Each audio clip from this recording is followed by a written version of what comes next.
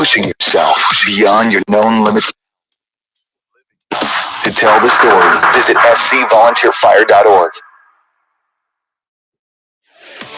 This is Sports Talk. Bill Kornbluth, Chris Bergen, and Pat Daniel. Sports Talk is heard across the state on radio affiliates of the Sports Talk Media Network and is streaming live on SportstalkSC.com, as well as Twitter, Facebook, and YouTube. The South Carolina Education Lottery lucky number to call in is 888-898-2525. That's 888-898-2525. Now, here are Phil, Chris, and Pat with tonight's edition of Sports Talk. All right, it's a Talking Tuesday here on Sports Talk, Talking Tuesday of Palmetto Bowl Week. And we are excited to bring it all to you here on Sports Talk, the one place you can come to on the radio from all across the state. If you are a Gamecock, a Tiger, we're just one big, happy Sports Talk family. Looking forward to having you with us tonight. Phil Kornbluth, Pat Daniel, here in dreary Columbia. And it's not always dreary in Columbia. It's dreary today. And Chris Bergen from the Bergie Palace, where it's always sunshine and flowers down in the PD. Weird. So you haven't been here often.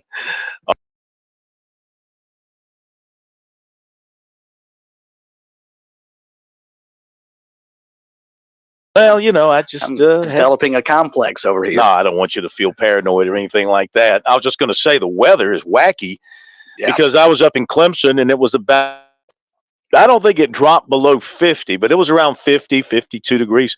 And then driving back to Columbia, the temperature started climbing 68 by the time I got back into Columbia. Don't know if that was fog or just haze or whatever out there. And of course, the traffic is starting to get crazy. So if you're driving around, watch yourself out there, wet roads and dreary conditions and all that kind of stuff. So be safe. Hopefully you're able to stay with us here on Sports Talk, listening to us over the radio, over one of our affiliates. But we also encourage you to go and get the Chief Sports app, CHIEF, as in Kansas City, Chief Sports app. And you can find Sports Talk right there and take us with you very simply, very easy. And that way you'll always have us.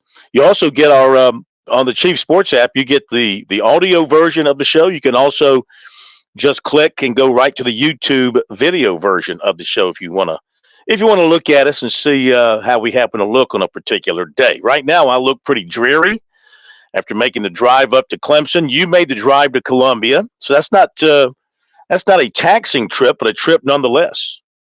And actually ran into an accident, unfortunately, on I-20 that backed up traffic and slowed things down for about 10, 15 minutes. But the funny thing about interstate accidents, it always seems to be this way, unless you actually are involved in the accident, which we hope none of our listeners are this Thanksgiving week. But unless you're involved in the accident, it always appears that it clears before you get to it. But you may be 15 miles down the road, and by the time you get up there, everything's clear, and you wonder, where did all the traffic go? Yeah. What happened? And that was the case here. We came upon the accident about 10 miles outside of I-77, the interchange, and there was nothing there. I saw one car on the side of the road, and that was about it. But, yeah, it's been a messy day, and from what I've seen so far in the forecast, it's supposed to get worse tomorrow and then clear off in time for Thanksgiving, and should be a beautiful weekend and a little cool for the game on Saturday. Mm-hmm. And the weather, of course, impacting these high school teams that are still playing. You want to be practicing on Thanksgiving. Daniel High School was practicing inside the Clemson indoor facility. I think Greg Collegiate was doing the same at USC today. I saw their bus out in front of USC before Shane Beamer's presser today. You know, it's nice to have friends nearby. No doubt. You know, how many schools come up and say, hey, can we come over to your indoor and practice for a couple hours? And, of course, they're going to say, yeah, come on over. All right, so as far as CAA not ruled that a violation of some sort. I mean, you can't give these kids a T-shirt, or you used not be able to, or a donut, or a ham sandwich. Man, when are you going to get when are you going to catch up with the entire team to come over and use your indoor? You're worse than I am, man. When are you going to catch up with the modern era? I mean, everything is go, go, go now. There are no rules, and I think anyway. I think as long as none of your coaches if there are any rules, I think as long as none of your coaches are there involved, it's just Right. you just let them use the facility. They give you a waiver on that or whatever. Good gesture, good community gesture. Anyway, from Clemson today, injury-wise, I guess that's always the most important thing to talk about. Antonio Williams. Be a heck of a wide receiver. We'll get to Antoine. We'll get to Antoine in a second. Juice. But Antonio Williams, day to day. Bo Collins not practicing. Foot is sore from what he had over the weekend. Not practicing. Otherwise, no other. The Tiger was discussed about regarding injuries. Nothing else new coming out of the North Carolina game. Those who are definitely out are out. Nobody else on the injured list that Dabo Swinney mentioned, as far as I can remember. Had a lot of good things to say, of course, about the atmosphere. I tell you what, sandstorm is in their heads up there at Clemson. The players, they talk about it when they talk about playing at Williams-Brice. Swinney mentioned the environment, how tough it is to win there. They haven't had any trouble winning there in recent years. It's been a while since South Carolina won a home game in the series. I think it was 2013 was the last time. So, but sandstorm has been talked about by the players one after another up there, and it's going to be a loud, rowdy crowd with the added excitement in the environment, having Trump in the audience. So you got all that going on. But he had a lot of respect for the Gamecocks, Rattler, Leggett, other players on the offense. Feels like that they've really improved in that area, and their defense has come along. Like a lot of coaches just knows players by their numbers, not so much their names, though he knew a couple of them. But had a lot of respect for the Gamecocks going into this one, realizes that they've got to play good football, not turn it over, not make mistakes. He cited once again that when they have lost to South Carolina, the turnovers a big factor, and they're still turning it over. They just have won the turnover battle in the 3 games that they've won. They've won the turnover battle. It's not like they've cleaned up that part of their game. He cited South Carolina's special teams as, of course, being better than his. He didn't say that, but it is. Even though Aiden Swanson's been very good, their punter, and Aiden Swanson is coming back to Clemson for another year. So the punting should be just fine for another year if you have to punt, which they would like to do less of. And he said they will fake a punt on the first or second series. He plans to run his punt fake to see if it'll finally Go work. ahead and get it out of the way. See if he can just see if it'll finally work. So that was pretty much the ebb and flow of about 50 minutes or so with Dabo Swinney. Then Graham Neff, the AD, came in and he spoke for a while just to talk about things going on with Clemson. Kind of tout what they've done in their fall sports, what they're getting ready to do in their winter sports, how proud he was of the teams, the ones that have accomplished some really good things to this point. Talked about their new NIL initiative, the 110 Society, the 110 Society. We pressed him on some questions about NIL. And, again, he was asked about with Clemson and other ADs and other administrators when they unveil these NIL deals, they kind of spin it a certain way. They want to make it sound like it's not pay for play. And he was asked directly, about this being just more or less a different way of spinning it for something that's pay for play. And he said at Clemson, they don't look at it that way. The dollar figure is not an issue as far as that's not the primary thing. It's still the education. It's still the philanthropic side of it, the charity side of it. He did not make it sound like Clemson was going to recruit players who are in it only for the money in all their sports. And he didn't make it sound like Clemson is going to be a program that's going to go out there and get into a bidding war for certain athletes if it comes to that in trying to acquire talent. Whether or not that hurts them over the long run when they start missing on more players. I've mentioned here before in talking about their recruiting, it seems to me they're getting good players. Don't get me wrong. Clemson still recruits good players, but it also seems to me that they're missing on players who in the past they might otherwise have gotten. And, you wonder if they are missing these players because they're not paying enough. Simply, they're just being outbid. But nobody wants to say that, though. What's his name up in Connecticut today? Mora. Don't know if you saw his comment. They're 2-9, and he said, "Look, we're 2-9. If you don't," he's talking to his fans, and he said, "If you don't give us more money, if you don't pony up more money so we can go buy players, then don't complain about being 2-9." So here's the thing: this has given coaches now the NIL. It's given coaches another excuse for when they don't win. Well, we're not winning because we can't buy players because you're not giving us enough money. But is it an excuse now, Phil, or is it an actual reason? Well, I mean, excuse, reason, however you want to, however you want to parse it.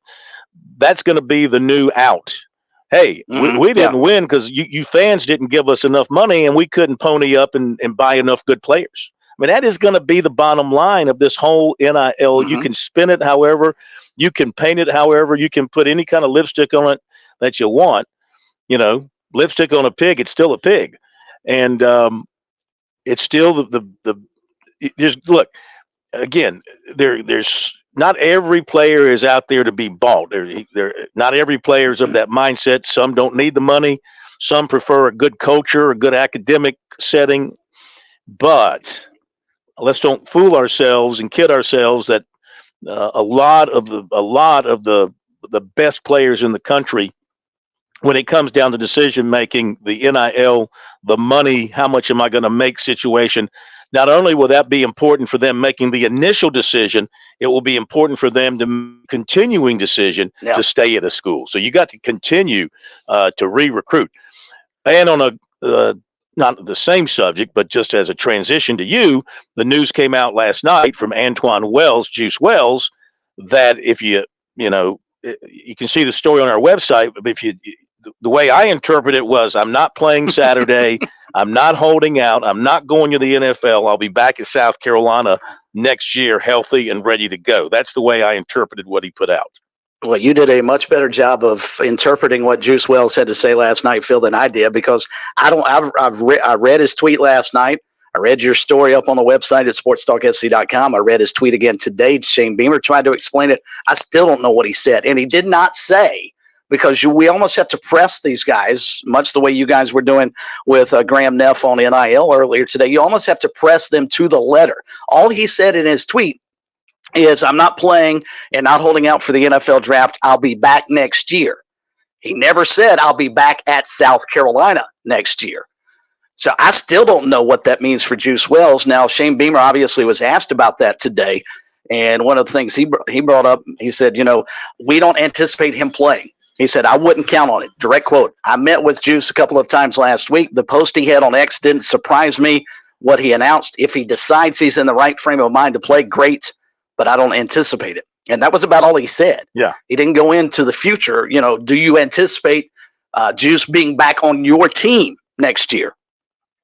Yeah. But, I'm still confused as to what Juice meant. I hear what you're saying. I mean, I don't see any other – well, I won't say any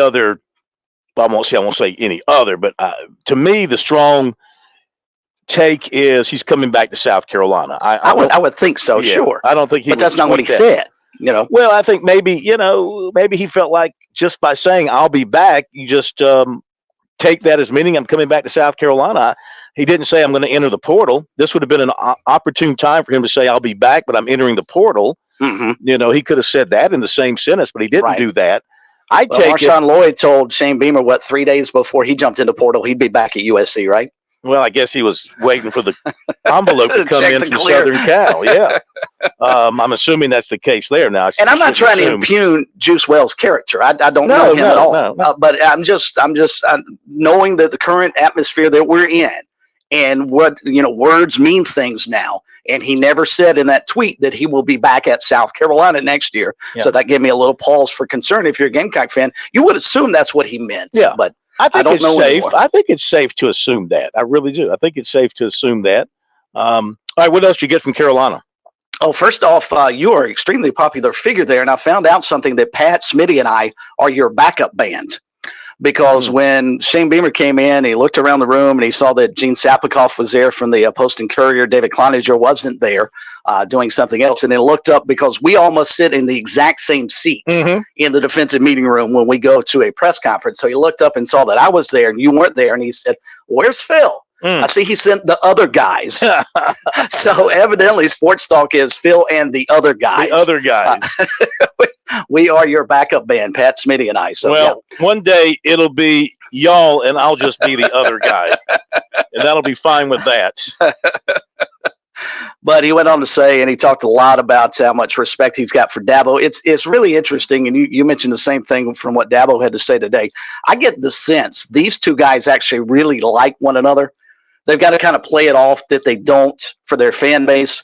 But I see a lot of respect, certainly from Shane Beamer, because he actually made a comment early in his press conference about some of the things that was asked at Dabo's post-game press conference last week. So he's obviously paying attention as to what's going on at Clemson, and it wouldn't surprise me if Dabo's keeping sharp eyes on what is going on at USC. I just get the sense those two guys have a tremendous amount of respect and also seem to like one another.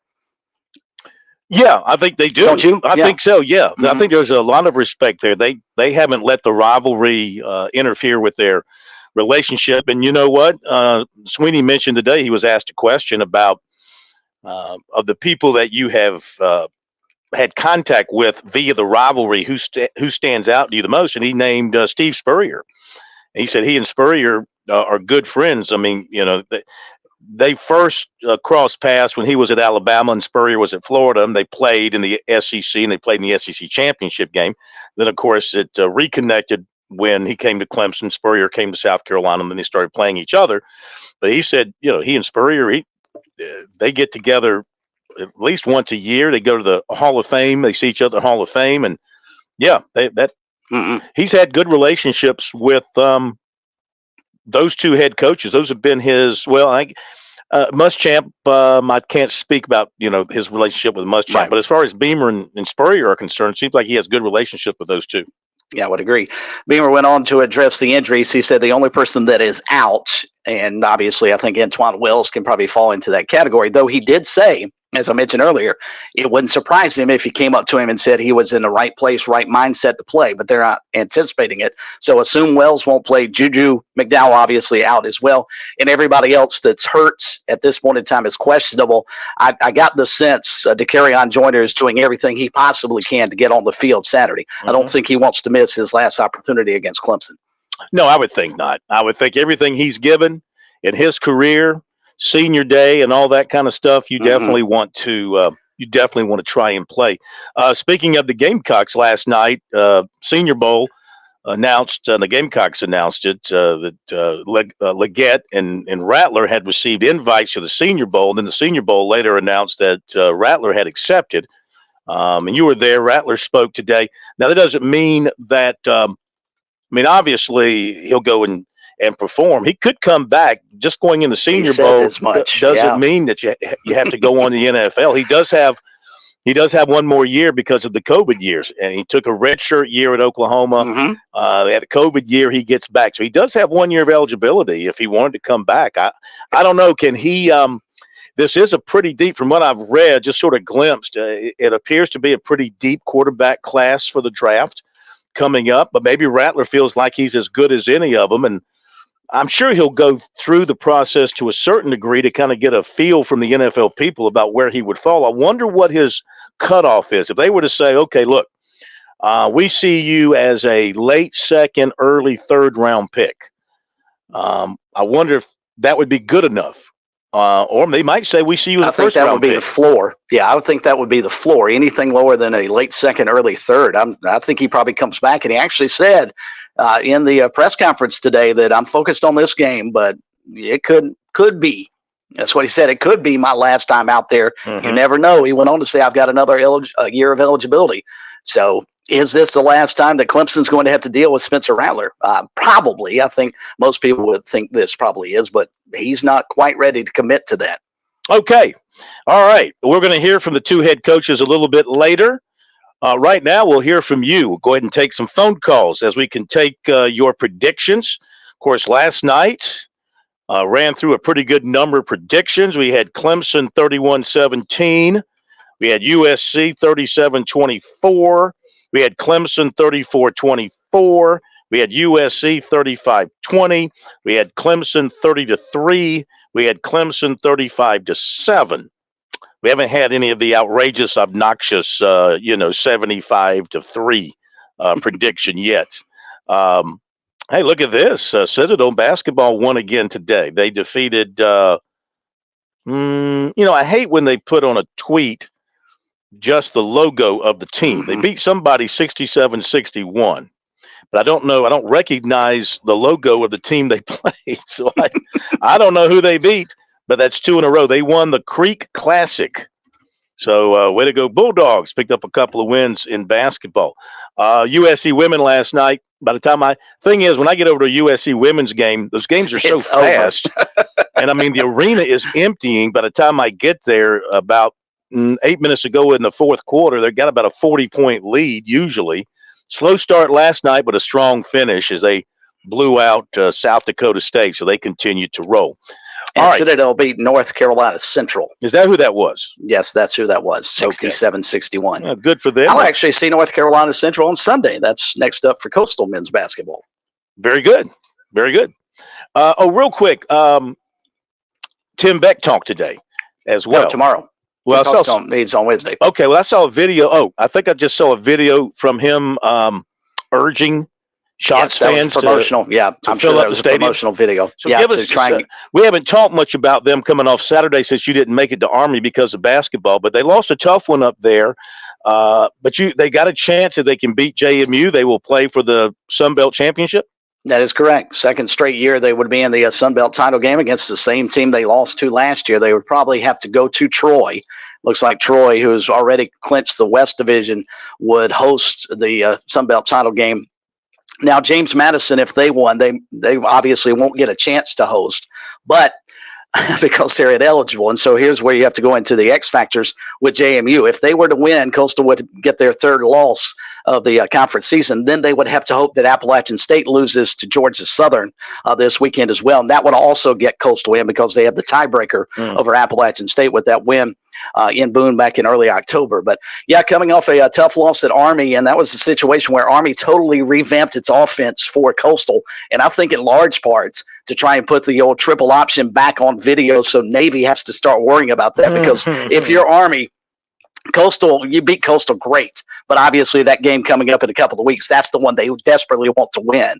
So they were able to rush for over 300 yards. All of their offense against Coastal was on the ground Saturday. So, and again, Coastal went to another quarterback, went back to Jarrett Guest. Didn't know he was going to start. It looked like Ethan Vasco was going to throughout the week. Vasco was actually hurt against Texas State. So the question we'll ask tomorrow, and I'm sure Tim Beck, who could also work for the Central Intelligence Agency because of how well he keeps secrets, who's the quarterback going to be Saturday? Is it going to be Jarrett Guest against JMU? Is it going to be Ethan Vasco against JMU? Is it possibly going to be Grayson McCall against JMU? Is it going to be Pat Daniel against James Madison? Who knows at this point in time? That may be the most interesting story. But yeah, it's a big, big ball game for Coastal coming up on Saturday. A win, and they'll represent the East in the Sun Belt title game next week. Okay, Coach. Let's jump to Vern before we get to the break, because he might not hang through the break. You know how Vern is. He gets right to the point. Vern, welcome in. Happy Thanksgiving to you. It's good to have you with us here on Sports Talk from beautiful Bishopville. Okay, thank you. The same to you all. Yes, but sir. Anyway, my conversation is always short. Is Clemson bringing those same officials they had Saturday when they been playing North Carolina? I think they'd like to. Yeah, because from what I've seen and stuff up there, I mean, it's a shame the way they took the game for North Carolina, but I don't care enough for North Carolina. I'm gonna be honest, I'm a South Carolina man. But anyway, you say you want a prediction? Predict. Did you say that? Yeah.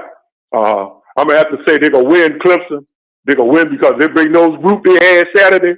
Ain't no way they can lose. They couldn't even lose to the Justice League with Superman and all of them in there with that group. And stuff. Y'all have a blessed and have a happy Thanksgiving. You got a score for us? Give me the digits. Yeah. Clemson 80 to Carolina 20. 80?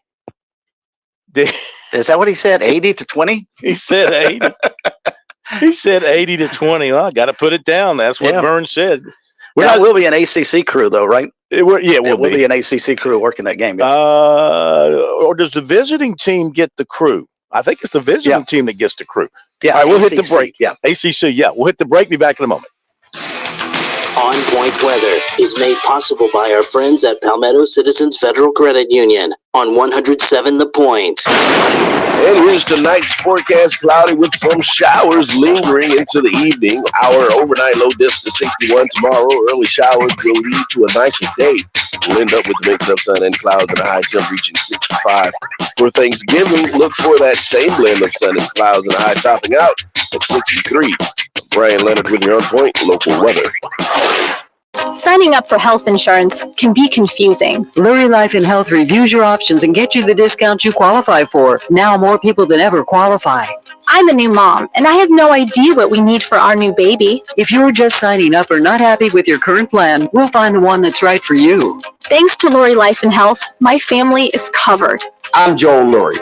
We'll simplify the process. It only takes a few minutes to sign up, and our service is free. Call 803-256-2067. With SRN News, I'm Keith Peters reporting a federal appeals court has struck down a Maryland law requiring people to obtain a special license before purchasing a handgun. Judges on the 4th U.S. Circuit Court of Appeals in Richmond said Tuesday that they considered the case in light of a U.S. Supreme Court decision last year that expanded gun rights. Authorities say one person has died and at least 7 others are believed missing after a landslide ripped down a mountainside in southeast Alaska during the night. Alaska State Troopers said Tuesday the slide occurred Monday night near the small island fishing community of Wrangell, 155 miles south of Juneau.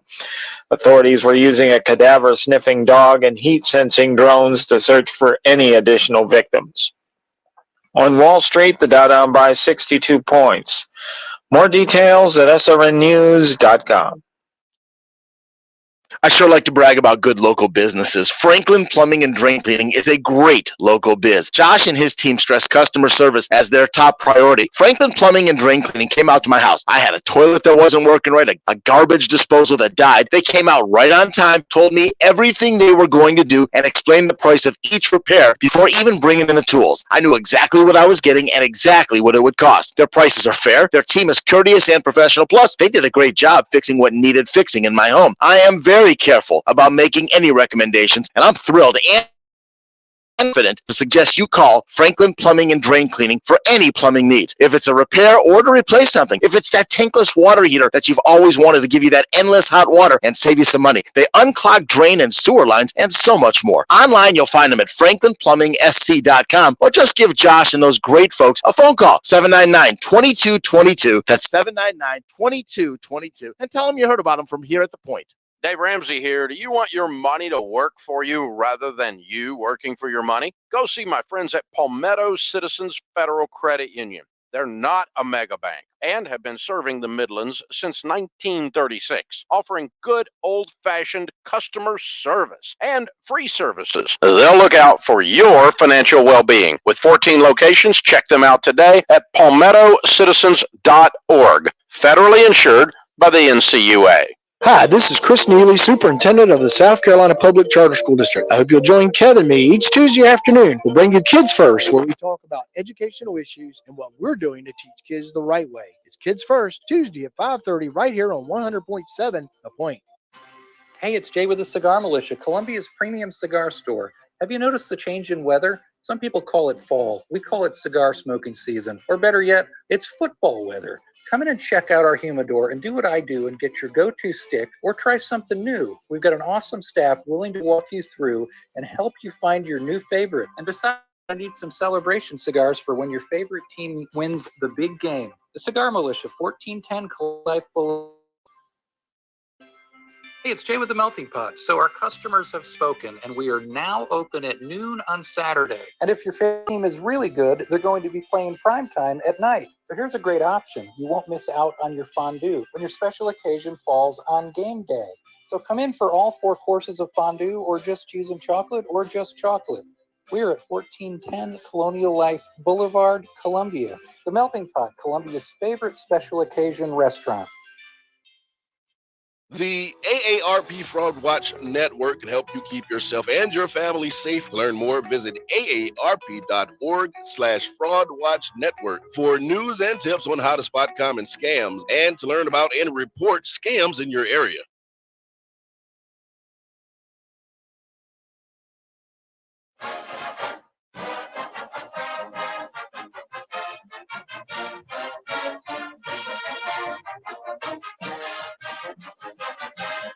Welcome back, everybody. Sports Talk Media Network, Talking Tuesday. Phil Kornblut, Chris Bergen, Pat Daniel, and you on the lines.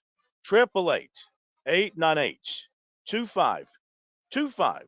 South Carolina Education Lottery lucky number for you here on Sports Talk. We'll hear from the two head coaches in our second hour. Right now, we got some lines open for you. You could not get through last night. I understand it's tough. But you can get through tonight. 888-898-2525. Let me update a couple of things. First of all, our poll question of the week is about the game, and Clemson a 7-point favorite. And based on what you've seen this month, straight up, not considering the points, straight up, who's going to win? 578 votes. Boy, it's tight. I mean, this is really a split state. 50.2% Gamecocks, 49.8% Tigers. Very tight. Now, we're doing a Palmetto Bowl poll question of the day. Yesterday, the question was, because you hate to lose this game. I mean, you're miserable if you lose this game more than any other game, whether it's a league game or you lose to an FCS team or you lose in the playoffs. If you make it that far, lose in the rivalry game, you're most miserable. Which fan base is the most nervous about Saturday? 257 votes on this one. 58.8% say Clemson is, 41.2% say the Gamecocks are. Now to today's poll question of the day for the Palmetto Bowl 2023. How do you feel about former President Donald Trump attending the game? 499 votes. Need one more to get 500. 58.5% say in favor. 41.5% say not in favor. Read some of the responses here. Tim says don't care. T says traffic is bad enough. Joey says could care less. Dane says, where's the who cares button? Let's see. Shake my head. I guess that's what this is. SMHRJ. Why would they invite someone on trial for being a traitor to the country? Ronnie says, I honestly could care less. Ain't affecting my game experience one bit. Kevin writes, where's the who cares option? JC, the question should be, or JC writes, the question should be, how do you feel about a treasonous coup plotting? All right. Yeah, he went a little far. Yeah. He went a little far. Blankety blank attending the game. Mike writes, don't care was not an option. Shogun of Harlem writes, no candidate should be doing campaign stops at our games, but especially not this traitor and soon to be felon. And well, his first part of this that went downhill really fast, didn't it? Yeah, it did. Yeah, and there's another one on there we can't read on the air, but no. Shogun of Harlem, his first part of that is an interesting question about candidates doing campaign stops at football games. Let's face it, Donald Trump does not need to campaign in South Carolina. If he is indeed the Republican nominee, he will win this state going away. So the question really becomes, all right, you're basically here to get money for your campaign because you need South Carolina, but you've already won South Carolina, and we're a year out from the election. So I think it's an interesting question. Should political candidates be able to do campaign stops, period, at college games? Well, can you tell them no? I don't know. That was going to be my next question. What do you do if you're the University of South Carolina? Yeah. and the president and Ray Tanner, the athletics director, I mean, do you step in and say, look, Mr. President, we really appreciate you wanting to be here, but there's already enough going on with this game. Logistically, it's going to be a nightmare. Secret Service, I'm sure, is already dreading this weekend. Can you ask them to stay away? It's a really good question. Well, you got to also remember too, this is as you mentioned, Republican state with a Republican governor who happens to be very Right. close to Trump, Hmm. and so I think that McMaster sees this as an opportunity for him as well. Um, and think about this too. Of course, should Trump be reelected president, I mean, South Carolina would have favored state status with him. He would No doubt. certainly hold South Carolina near and dear to his heart for a number of different reasons, not the least of which would be his relationship with the governor. And McMaster's not going to tell him no, you can't True. come. So anyway, political politics raises its ugly head once again here in our state. What you got, Pat? Oh, nothing. Oh, It's gonna make me be a stick in the mud. I don't like double standards, and I feel like on this show we've called out certain coaches for bringing politics into sports, and now here we are talking on the show about it. I know Donald Trump's going to be there this weekend. Former President Trump's going to be there this weekend, but I'm here to talk sports. I don't want to talk politics. Okay, let's talk sports. Former Lakeview and Clemson star linebacker Darius Shaquille Leonard uh, waived by the Indianapolis Colts today, ending his career with them. It was a great career, all pro career. Had an injury, I think, that set him back, and I would imagine somebody's going to pick him up at some point. Former Colorado running back Alex Fontenot has filed a class action lawsuit against the NCAA and Power Five leagues over the financial model.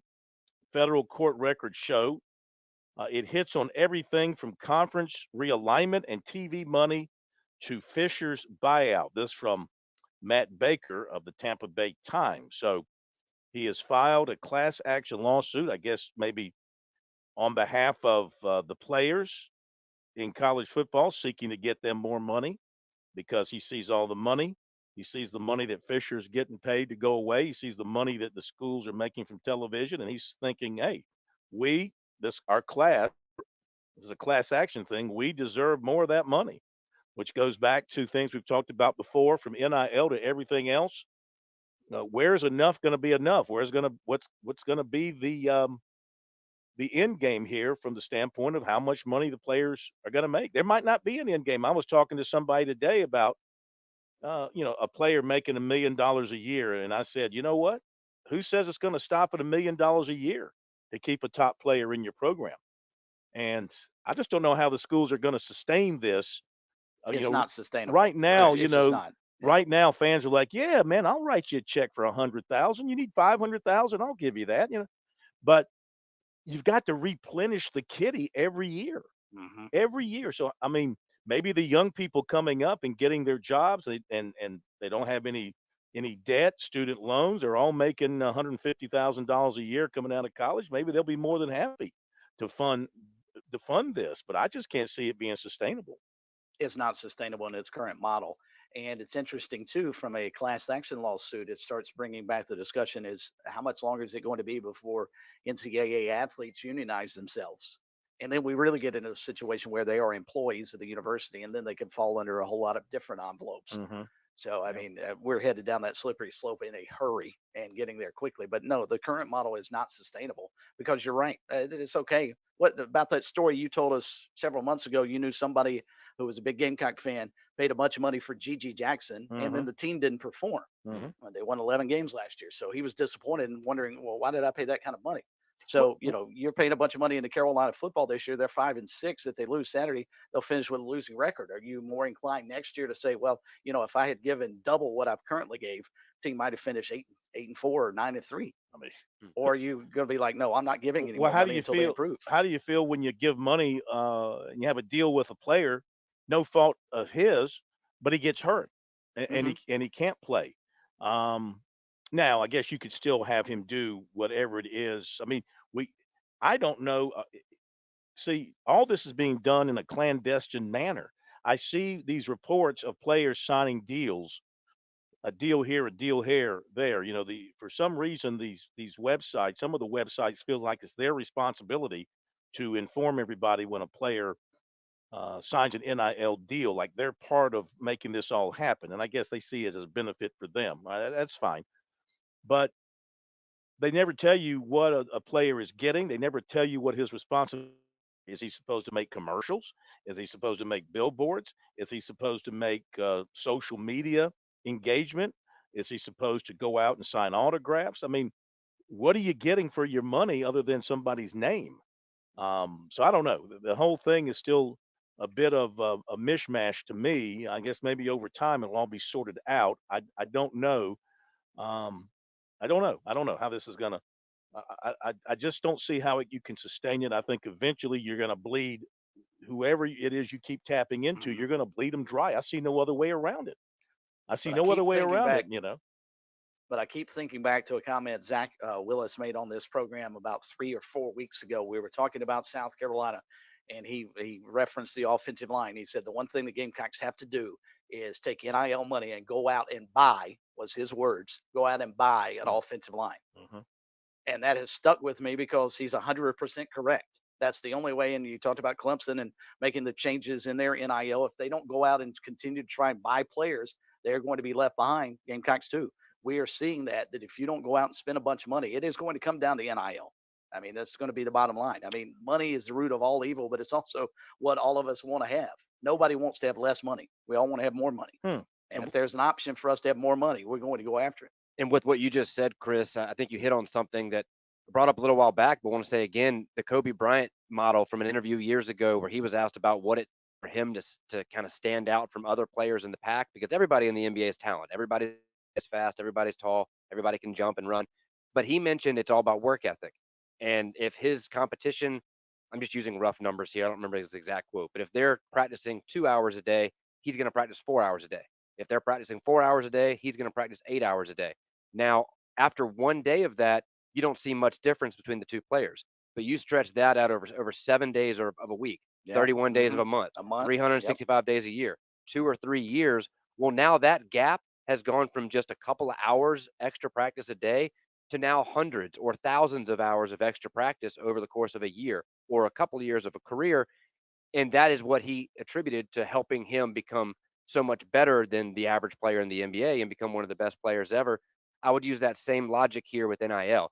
If you don't go out and use the portal or use the NIL to get players, you may not see much of a difference in your program to other programs after 1 year, but after 3, 4, 5, 6, 7, the changes could be astronomical. I mean, the difference between your program and top tier programs, and that's where you do see some programs start to separate themselves.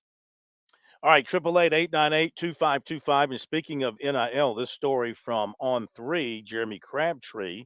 On3 is kind of the network, the recruiting network that's taken on NIL from a publicity standpoint and providing on what via the social media, what the value is for college and high school kids, how they come up with that. I guess they look at the numbers of the followers and all that, but this is the one national network that has sort of taken NIL and made it its own from a reporting standpoint. So they reported this week that the South Carolina High School League, um, its executive committee meeting, let's see, on this past Wednesday, Jerome Singleton discussed enacting an NIL policy and revising the amateur policy for the association. And Singleton said he will begin to write the policy and formally present it to the committee in January for a vote.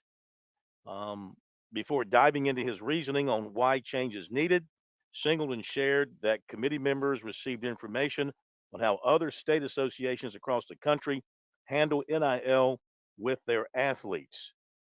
This would include guidelines from Oklahoma, for example, and also Tennessee. And so they apparently are looking at moving forward with adding NIL rules to the high school league regulations here in South Carolina. So falling in line with several other states. Go ahead. When the Constitution of South Carolina have to be changed because our current NIL law is just for colleges, right?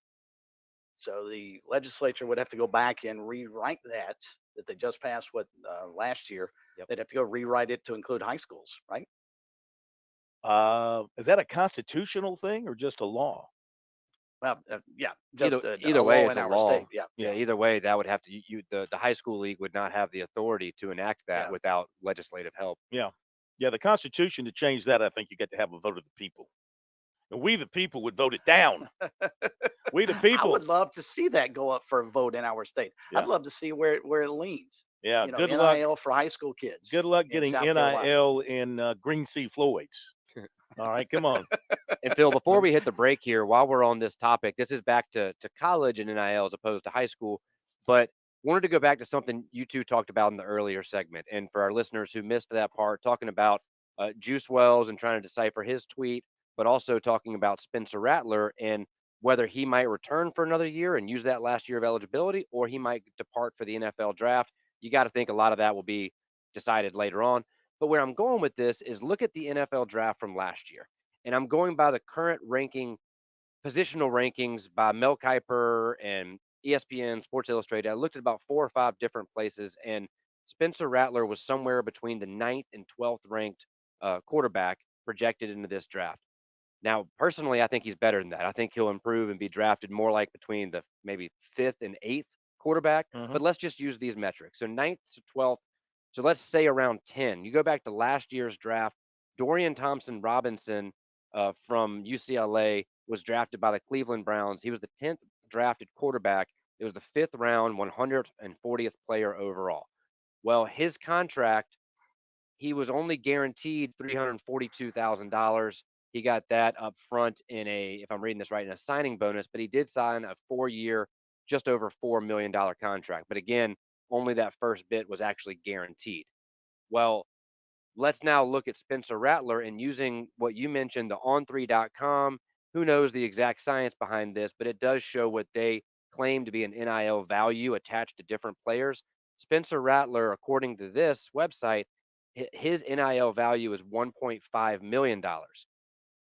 That's a lot more money than what Dorian Thompson Robinson was being guaranteed in the NFL, which again, after 1 year, he could be cut. The Browns could kick him out and he may never play again in football, another down of football in his life, having only made $300,000. If Spencer Rattler is realistically making $1.5 million, you got to think that's going to factor in here. And you would think whether it's a conversation with an agent or whomever would try to dictate, okay, what is the minimal amount of money I would need to leave South Carolina? Conversely, South Carolina and Shane Beamer and Ray Tanner and the NIL collectives, you would think would have to take a look at Spencer Rattler and say, what's the maximum amount we can get him to keep him here? And it's almost going to be an arms race between USC trying to retain Spencer Rattler and potentially the NFL trying to entice him to leave. Well, you know, At least that's how I see it. We've reported that he's getting 1.2 okay this year. But here's the other thing: we got to go to the break. But and that's all well and good, and I'm sure he'd be welcome back. But what about the chain reaction down the line? Now you got Lenora Sellers going, wait a minute, I got to sit for another year, and you got Dante Reno coming in expecting to compete. And he's like, sure, yeah, I got to sit, again behind these two, and so I mean the chain reaction. Even though you'd love to have a Spencer Rattler back, you've told these kids that you've recruited, hey, he's leaving after this year, blah blah blah. It kind of puts you in a situation as the recruiter of, not that you were lying, because maybe at the time you thought he was leaving, but you see the corner it puts him in. Got to hit the break. Be back. The lottery is not about getting rich. It's about helping people, and it always has been. The lottery is what helped raise the Great Wall of China, build the roads of Rome, and today in South Carolina, it's what generates millions of dollars each year for scholarships like the SC Hope, Life, and Palmetto Fellows. The South Carolina Education Lottery is investing in you. Visit sceducationlottery.com/betteryou to learn more. Football season is upon us, and that means Columbia is welcoming fans from around the corner and across the country. No matter where you're from, Gamecocks love coming together for game day energy that can only be found in South Carolina's capital city. Book hotel rooms, find pre- and post-game activities, and plan your tailgate spread with local favorites from pimento cheese to barbecue at experiencecolumbiasc.com. We'll see you soon, and go Gamecocks! Touchstone Energy cooperative members save more on electricity, and members save more on insurance, groceries, healthcare, restaurants, travel, concerts, and sporting events through Co-op Connections. Touchstone Energy is an alliance of the member-owned electric cooperatives, and as a member, the power is yours. Experience the power of co-op membership with Touchstone Energy and find out how much you can save on electricity and a whole lot more at touchstoneenergy.com. Call Lawyer Lisa. Experience the difference with Lawyer Lisa. Hi, this is Lisa Hosteller Brown. If you or a loved one are over 65 and haven't completed a long-term care planning consultation, now is the time. Did you know that if you aren't able to afford the cost of skilled care, your assets can be rapidly depleted to only $2,000 unless you plan 5 years in advance? Visit lawyerlisa.com to see how we can help. 7511 St. Andrews Road, Irmo, South Carolina. George Bryant for Tsunami Bar Sports. Our inventor, David Abernathy, has always said Tsunami Bar technology allows us to take the training to the grass. Now I know through my sport of golf that natural agility can be converted to athletic ability. And why is this, Tsunami, Robbie? Transferring the training to the grass. This may be the most undervalued characteristic of the Tsunami flexible bar technology. The Tsunami bar loads and unloads at the concentric and eccentric transition points. This is what we call reversal forces. And the Tsunami bar is the only training device that I know of that can train these reversal forces adequately at speed. Hey, this is Phil Kornbluth. The Tsunami Bar is a terrific training device, whether you're working on your fitness or your golf game. It's convenient, it's easy to use, and you won't feel beat up afterwards. Be sure to click on the digital ad on SportstalkSC.com and get 5% off any order using promo code BBB5. Don't wait, order today. Your home is where your memories live. It's where you laugh and where you love. We understand the importance of the valuables under your roof, tangible and intangible alike. So no matter what's around the corner, we'll be there, offering you and your family the support. Farm Bureau Insurance, a trusted name for nearly 70 years. You deserve more. You deserve a promise. Learn more at scfbins.com. Call me, Alex Satterfield, at 803-749-9171 for all of your Midlands insurance needs. Hi, it's Phil Kornbluth of the Sports Talk Media Network. We love our high school football in South Carolina, and we love bringing you the scores every Friday night. From 10 to midnight, we check in on every region across the state with live reports and coaches' interviews. So whether you're in your car after a game or lounging in your den, be sure to dial up the Founders Federal High School scoreboard Friday nights right here on the Sports Talk Media Network.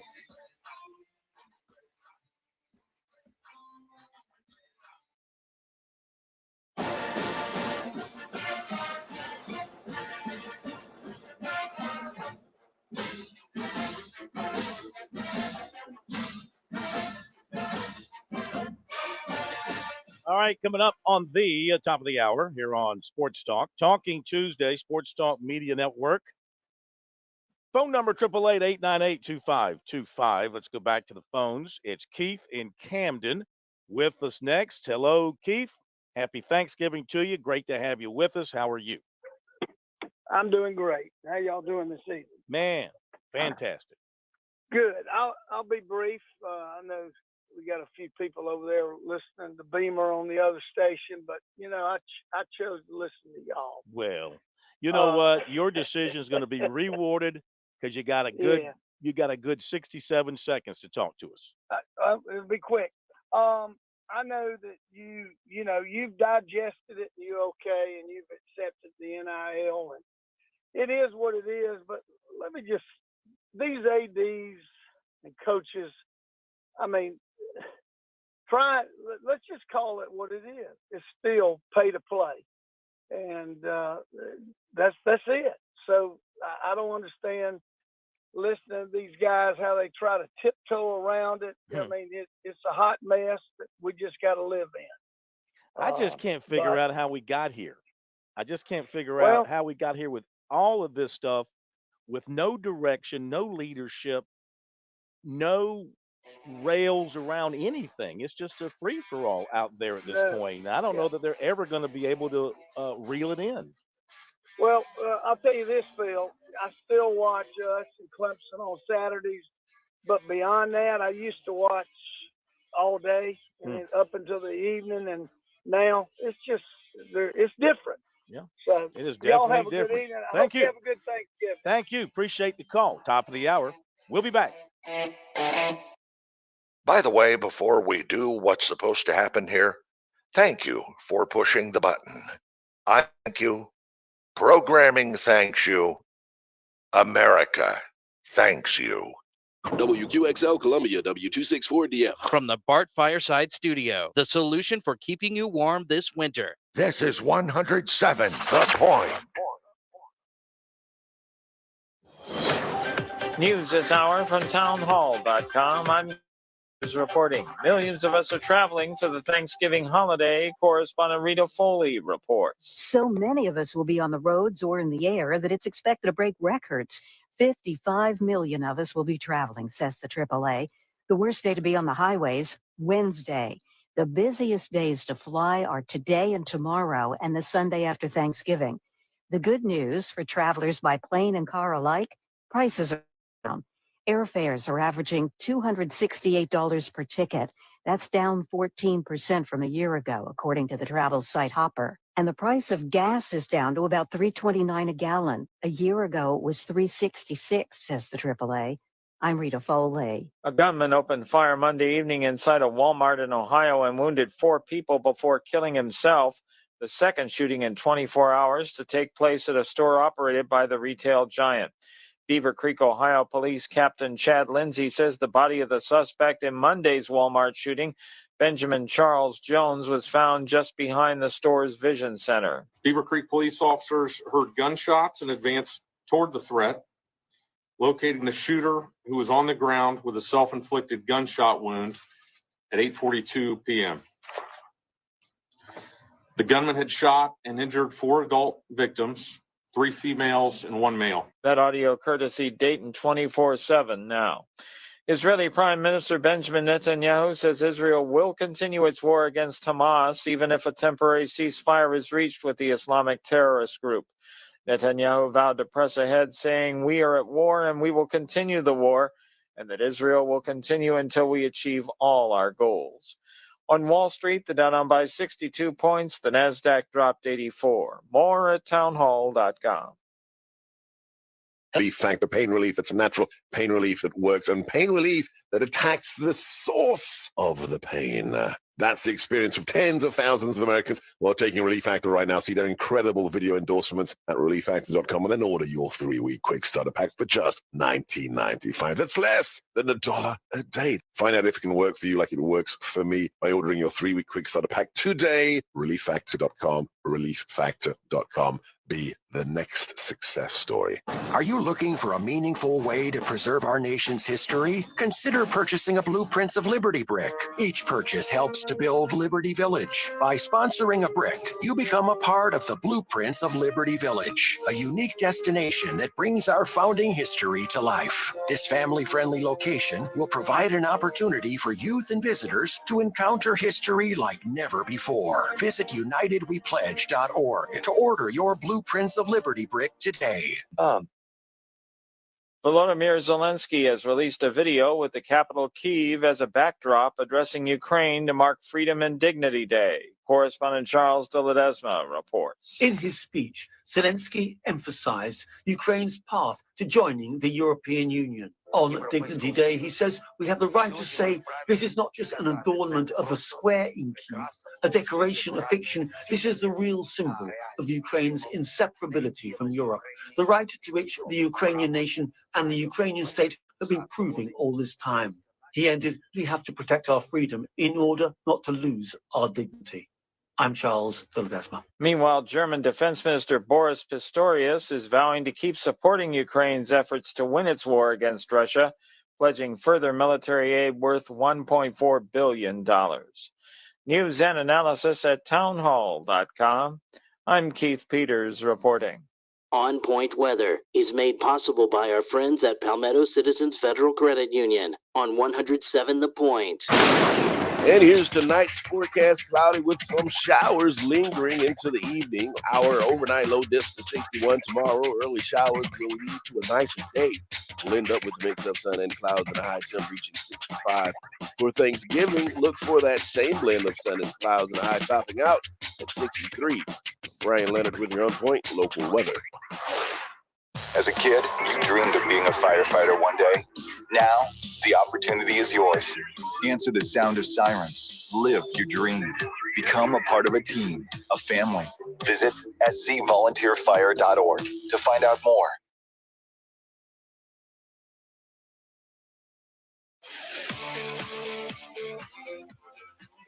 Welcome back to Sports Talk on the Sports Talk Media Network. You can reach the guys with the South Carolina Education Lottery lucky number, 888-898-2525. That's 888-898-2525. Now back to Phil, Chris, and Pat with the second hour of Sports Talk on the Sports Talk Media Network. Okay, welcome back in, everybody. It's hour number 2, Talking Tuesday, here on Sports Talk. In a moment, Shane Beamer will be up. We had the flip of the coin. It came up heads, which was Gamecocks this time. So Shane Beamer will lead off, and then Dabo Sweeney coming up in a little bit. If you want to join us between the coaches, or maybe after, happy to hear from you. If you're just tuning in, just catching us, 888-898-2525. For those of you just catching us, we've solved all the problems of the world in the last hour. You missed all that, so you can go back and listen to it on our podcast and see how we solved all the world's problems in 1 hour. Couple of other quick notes before we get to Shane Beamer.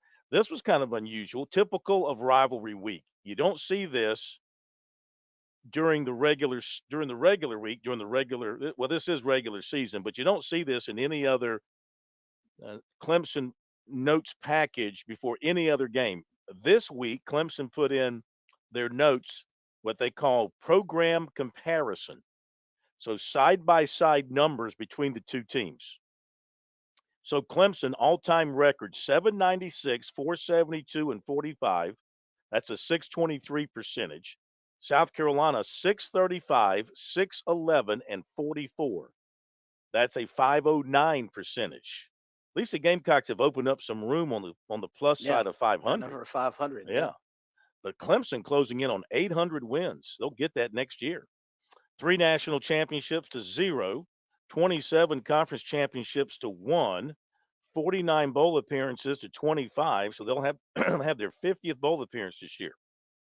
26 bowl wins to 10, 495 weeks in the AP poll to 191, 25 weeks ranked number 1 to 0, 36 AP top 25 finishes to 10, 13 AP top 10 finishes to 3, 7 AP top 5 finishes to 1, 72 head-to-head wins to 43, 31 consensus All-Americans to 4, 274 NFL draft picks to 216, 39 first-round picks to 15. Those were the notes that they had in what they called their program comparison. Just, that's in the notes. You don't see that for any other game. It's informative. Is it a little shot at your rival there? I'd say It so. absolutely is, but Yeah. they've got plenty to brag about. Yeah. It is funny, though, they would put that in game notes where only the media could see it. Their fan base can't sit there and brag unless unless we do some- what we did there. Unless some We tweeted jackhead in out. the media tweeted it. I will say 2 things, though, and obviously they did not compare the Heisman Trophy winners. They left that out. Oh, They're yeah. smart. Somebody tweeted that. Yeah, where's the list for the Heisman Trophy? That's good. But the other That's thing good. that was interesting is how many if you just take the 2 programs together, and clearly Clemson is by far the better of the 2, but how relatively close the NFL draft picks are. South Carolina's had a pretty good They selection have. of NFL draft picks to only go 635, 611, and 44. Yeah. Yeah, that surprised me too, the number of draft Mhm. picks they've had, which tells me they've had good players and lousy coaches. That may be the You know, common denominator. they've had right there. enough good players. For whatever reason, they haven't been able to put it together. But Shane Beamer, is he going to be the long-term answer for South Carolina? That guy that's going to build the program like Dabo Swinney has built the program at Clemson. He's never shied away since he's been in Columbia to praise Dabo Swinney and cite the Clemson program about how good they have been under Dabo Swinney. They do have that kind of good relationship. And if you look closely, he's done a lot of the same things. He's done a lot of the same things that Dabo Swinney did to get his program up and running. So here is Shane Beamer as he met with the media this afternoon to preview the game with the Tigers. Ton of respect for Dabo. There's been some great coaches that have come through Clemson, and for him to be the all-time winningest coach at that university, what an accomplishment for him. Much respect from that standpoint. They've done a great job this year, just continuing to stay the course and get better. Obviously, turnovers were an issue for them. Had chances to win every game that they've lost. But they kept on playing hard. They kept believing. They kept fighting, and now they're playing their best ball with 3 great wins here over these last 3 weeks. Kind of the same old story for them defensively. A dominant front seven. That's the difference between the SEC and other conferences, in my opinion, is the line of scrimmage, and they have an SEC defensive line, and they do every year. They do a great job. Carter and Trotter, the 2 linebackers, are lights out. Probably the best linebacker tandem that we've played. 2 guys together all season, athletic and long in the secondary as well. Offensively, quarterback, is an athlete, can throw, can run. Had double-digit carries last week against North Carolina. They want to run the ball. They're a run the ball and physical group on the offense. Averaging 100 and close to 180 yards a game rushing. The 2 running backs, Moffa and Shipley, are dynamic. Offensive line's been banged up a little bit like we have, and they've been mixing and matching, but they're playing really well as a unit here down the stretch, and got weapons at receiver and across the board. So defense or special teams wise, Shipley's back there returning kicks, and they do a good job special teams also. So it'll be a big challenge for us, and they have our full respect. Going to be a great game out there. It'll be a great environment, to fan bases, and love what this weekend is about. Certainly, we need our fans to make this an unbelievable advantage for us being at home. That's a tough place to play up there. We saw that last year going up on the road and going down 14-0 early. Their crowd was a factor, and we need our crowd to really, really, really be a factor this Saturday night. Need them there to honor our seniors. So I would encourage all of our fans to be in their seats early. Our ceremony to honor our seniors should be roughly 7:15 on Saturday night when we come off the field from pregame warmup. So just in case we're a couple minutes early, let's go ahead and say 7:10. But with those guys, to carry on, and so many of our seniors that have given so much to this university, they deserve that. So we need that to be a special ceremony for them at 7:10 before kickoff.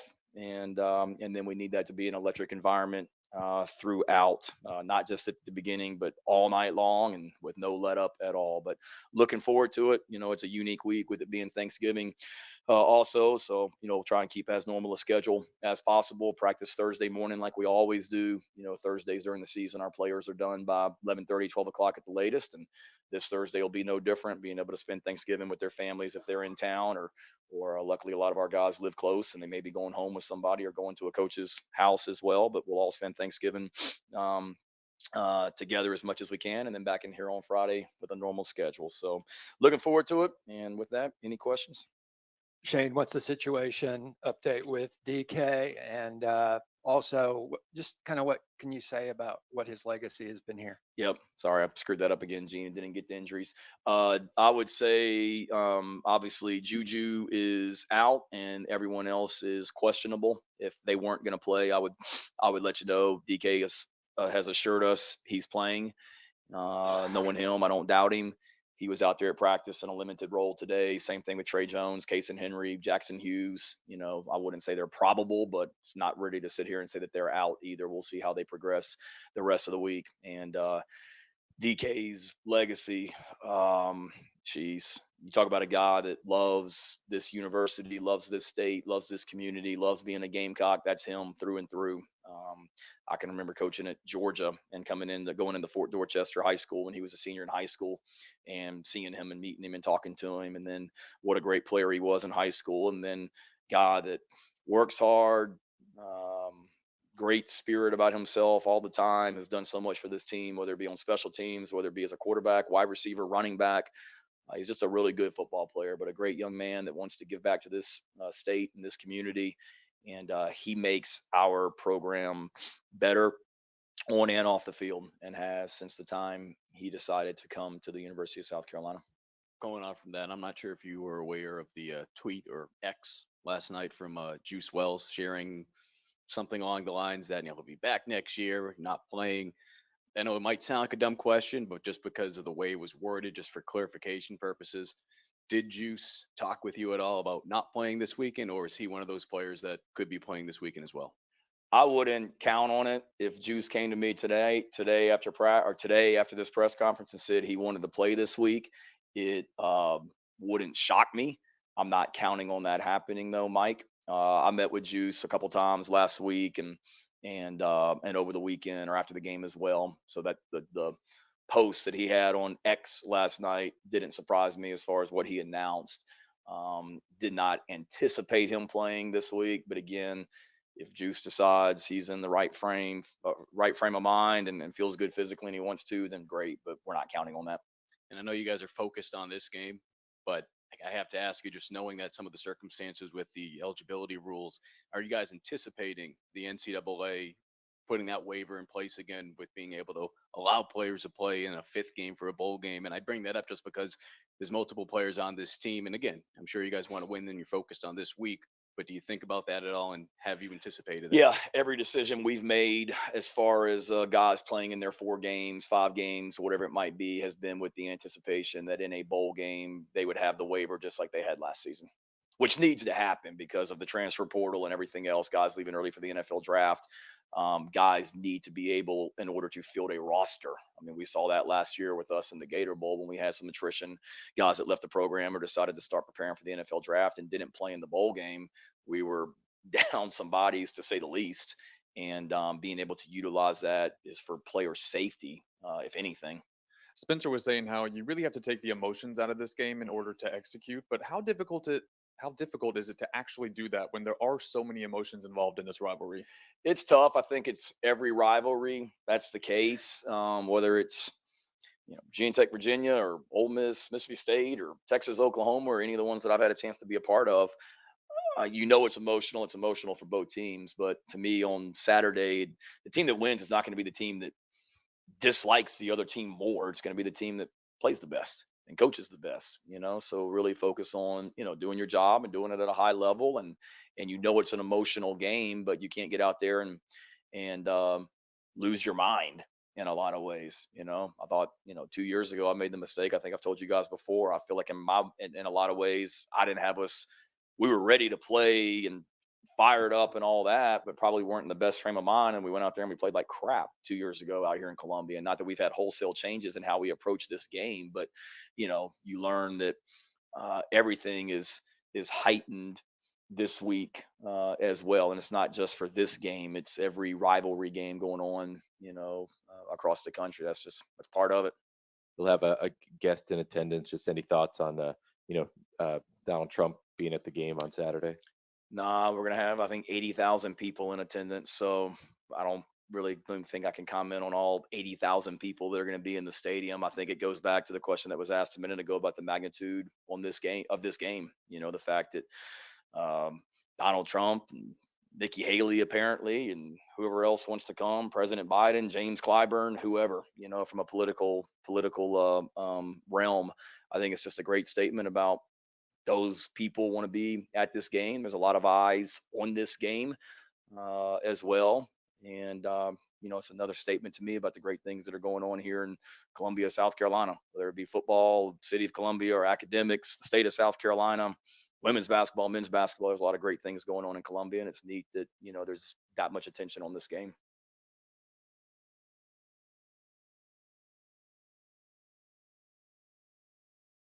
All right. Shane Beamer, dodging the political question as they all do.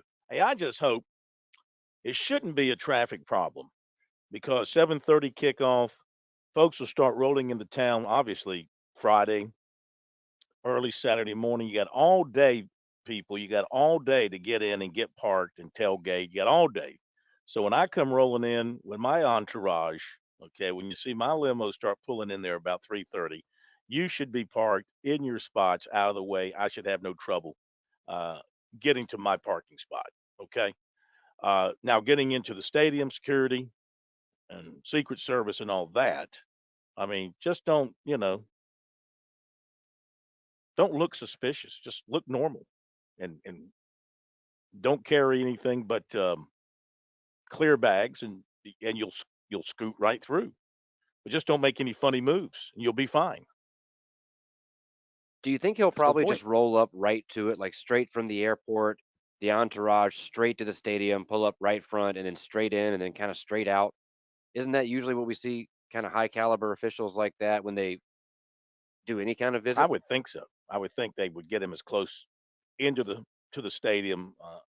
Then again, I mean, it is a political thing. Maybe he wants to Right. get out among the people and walk through the tailgate areas and shake hands and all that. What do you think if that were to happen?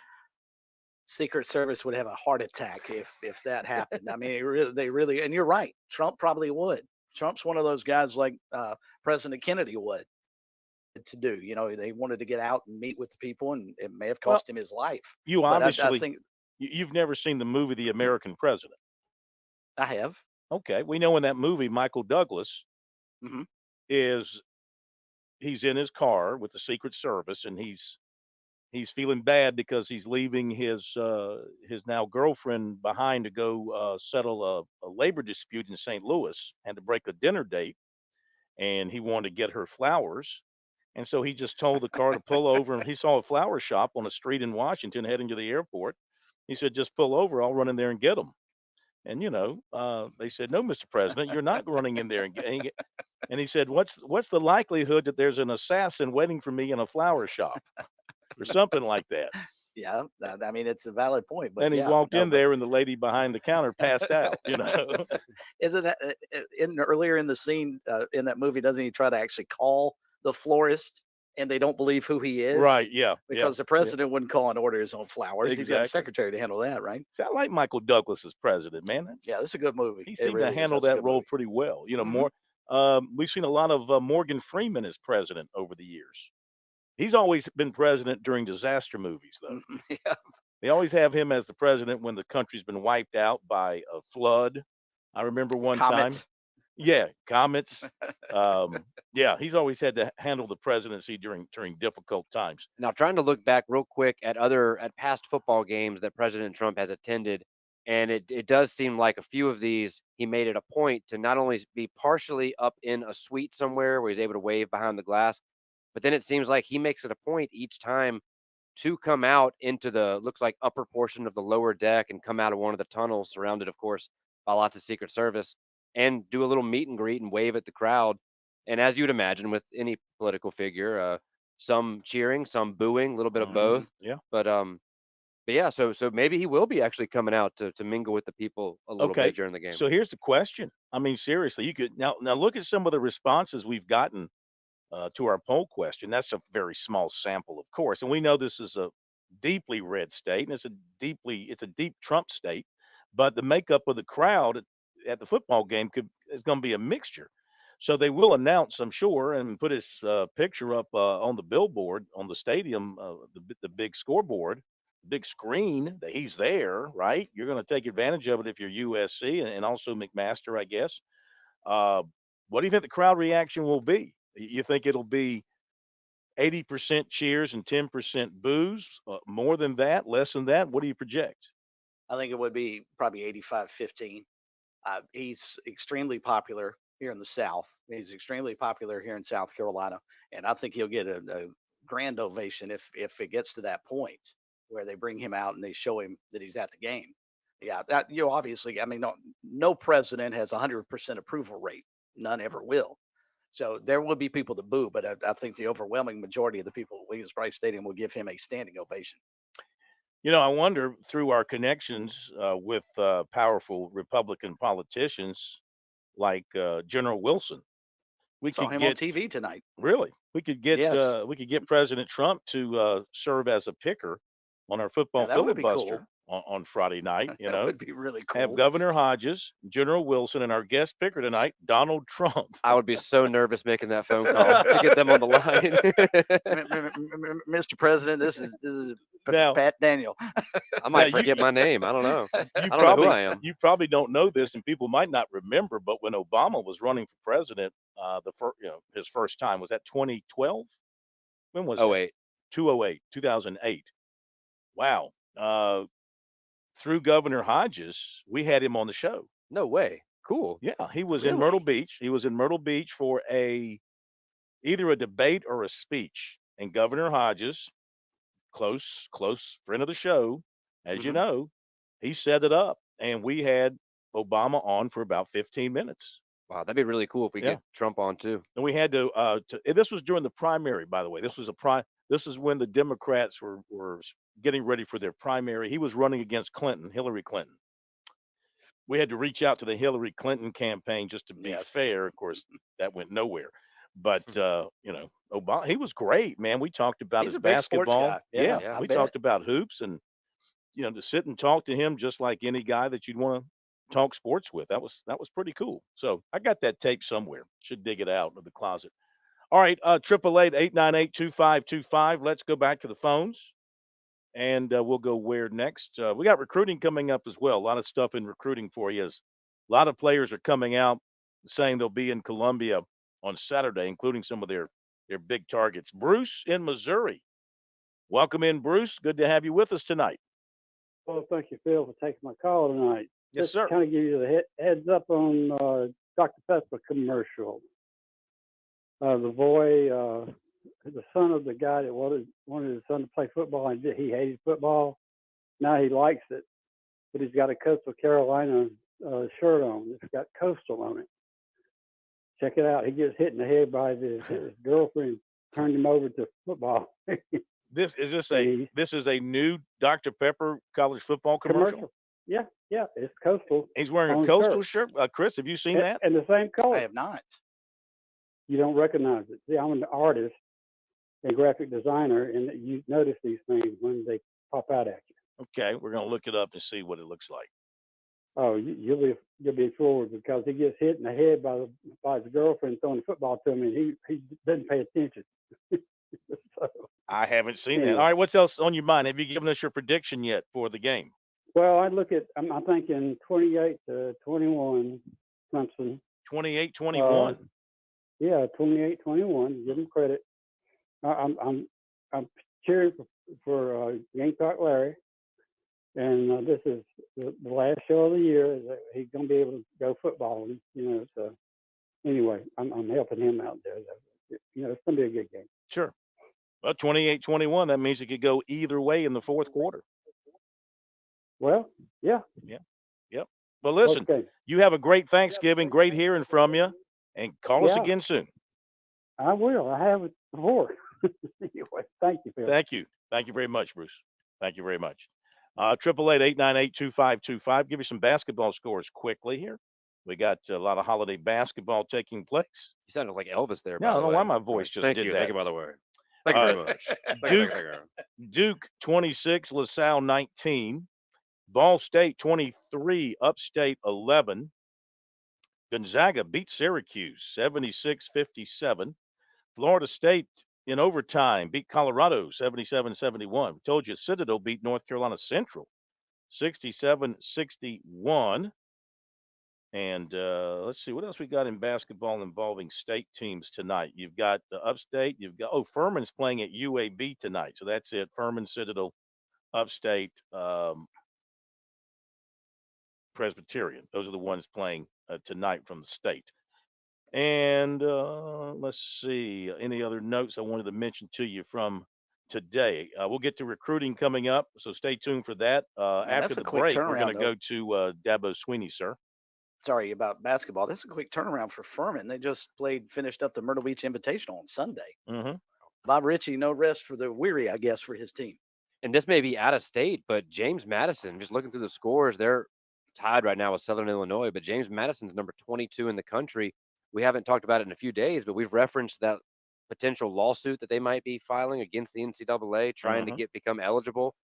James Madison, just mad props to them. They're good in seemingly a lot of sports right now. Football, Everything right now, basketball. no doubt. Oh, by the way, the college football playoff rankings came out tonight. Just a little while ago, Clemson back in the college football playoff ranking for the 52nd time. Makes the Tigers second on the all-time list behind Alabama and Ohio State. Those two have been in the rankings all 58 times they've had rankings. Huh. And Clemson is in it for the 52nd time. Your top four, Georgia, Ohio State, Michigan, and Washington. So Florida State drops and moves up because of the injury to Jordan Travis. Man. Wow. Penalize an entire team because the quarterback gets hurt. Be back after the break. On Point Weather is made possible by our friends at Palmetto Citizens Federal Credit Union on 107 The Point. And here's tonight's forecast: cloudy with some showers lingering into the evening. Our overnight low dips to 61 tomorrow. Early showers will lead to a nicer day. We'll end up with mix of sun and clouds and a high temp reaching 65. For Thanksgiving, look for that same blend of sun and clouds and a high topping out at 63. Brian Leonard with your On Point local weather. This is Ian with AccuClean. With the holiday season and gatherings with friends and family quickly approaching, now is the perfect time to get your carpets, rugs, and upholstery cleaned. AccuClean is a veteran-owned and local carpet cleaning company located in the Midlands for over 20 years. Call AccuClean today at 803-957-1202 to make sure your carpets are refreshed this holiday season. Once again, that's AccuClean at 803-957-1202. We hope to see you soon.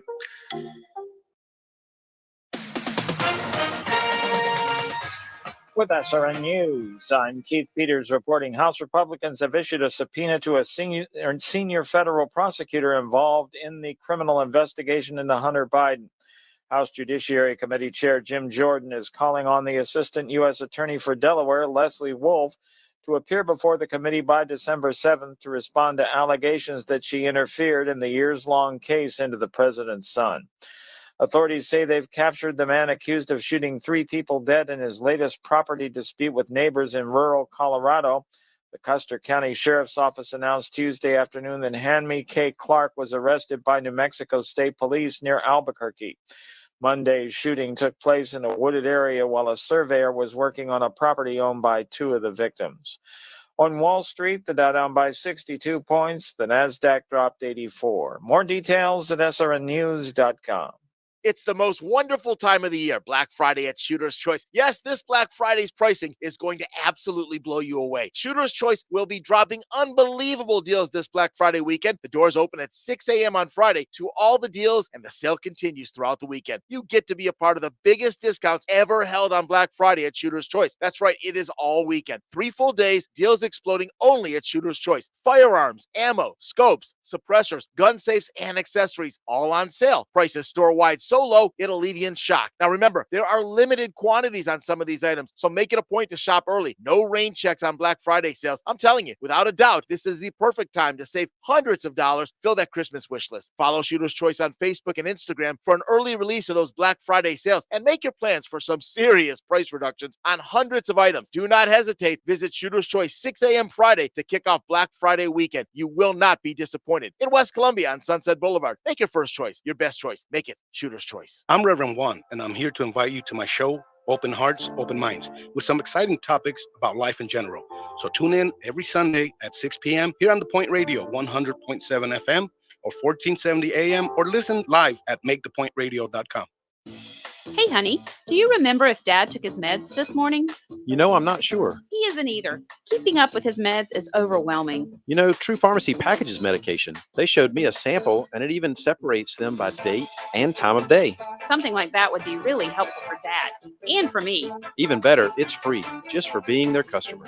True Pharmacy, 1628 Charleston Highway and 3217 Devine Street, or truerxsc.com.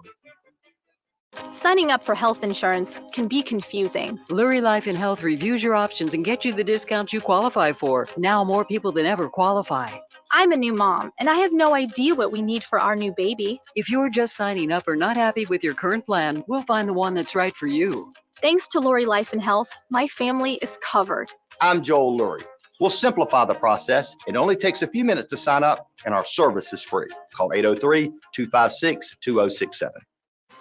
Hey, it's Jay with the Cigar Militia, Columbia's premium cigar store. Have you noticed the change in weather? Some people call it fall. We call it cigar smoking season. Or better yet, it's football weather. Come in and check out our humidor and do what I do and get your go-to stick or try something new. We've got an awesome staff willing to walk you through and help you find your new favorite. And besides, you're going to need some celebration cigars for when your favorite team wins the big game. The Cigar Militia, 1410 Colonial Life Boulevard.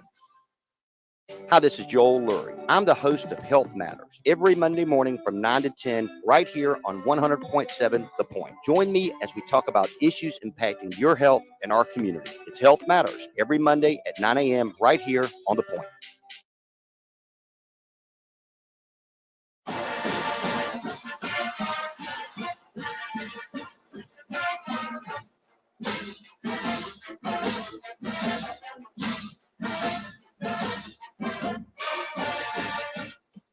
I don't get the feeling that Clemson fans are going to overrun Williams-Brice Stadium Saturday night as they have in recent visits to Columbia. I think Gamecock fans are going to hold on to their tickets and show up in hopes that their team can win at home in the rivalry for the first time in, 10 years?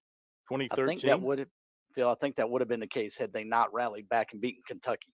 There's a lot on the line now for South Carolina this weekend, too. Yeah. So I think fans will definitely hang on to their tickets. Absolutely. All right, Talking Tuesday here, brought to you by quickly, Touchstone Energy Cooperatives. Sorry. Yeah, go ahead, correct me. Wanted to jump back up. Furman actually not playing tonight in men's basketball. They've got UAB later on this week. Yeah, so all you Furman fans, what is that? I misled Saturday? you. Yeah.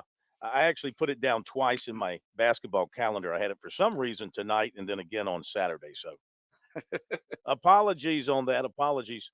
Okay, it's Talking Tuesday. Time to go to Dabo Swinney. We heard from Shane Beamer a little while ago. Now the other side of the coin about the Palmetto Bowl for 2023. Here's Dabo Swinney. Always tough to head down to Columbia. That's a great environment. Their fans do an awesome job and creating a really tough venue to go play. But man, we look forward to the challenge. We got to have a great week of preparation. Obviously, they got some dudes that can really hurt you. Starting with their quarterback, I think he has really played good football for them, and he's a very, very, and heck, he played great against us last year. And he's a guy that plays a lot of confidence. He can do a lot of things with his legs and his arms. Seems like every week I'm looking up, I'm seeing some quarterback's going to play in the NFL like every single week. That's what we look at, and he's no different. So just another great quarterback, man, that's presents a huge challenge for us. And he's got good receivers. The 24s really settled in and become a really hard-nosed, tough to tackle back for them. They've gotten some continuity up front. They're a little bit like us in that regard. They've had some kind of musical chairs a little bit with guys being in and out of the lineup or hurt, whatever. And so they've kind of created a little bit of continuity there. Tight end's a good player. They've got that number 8 going. He's kind of an interesting guy. He's a big, young athlete that I think's got a bright future. He's kind of been getting in the mix as well. But, 17 he's a superstar. And again, it seems like every week I look up and there's some freak outside that we're seeing. So great quarterbacks. We've seen a bunch of them. So they certainly present a lot of challenges there. And then defensively, this is a tough group, man. We've seen a bunch of these guys, and they've got a couple guys that have had all conference, all American status at safety. I think their linebackers. I think the nickel kid is 24. Their nickel guy. He's a good football player, young guy, but a really good player. And got good experience in the linebacker core, and some of these guys that have been there forever up front. They've played a bunch of snaps, throughout their career. So definitely a group that will be excited to play the Tigers. And again, rivalry games. I mean, doesn't really matter what you've done, last year, last 10 years, last week.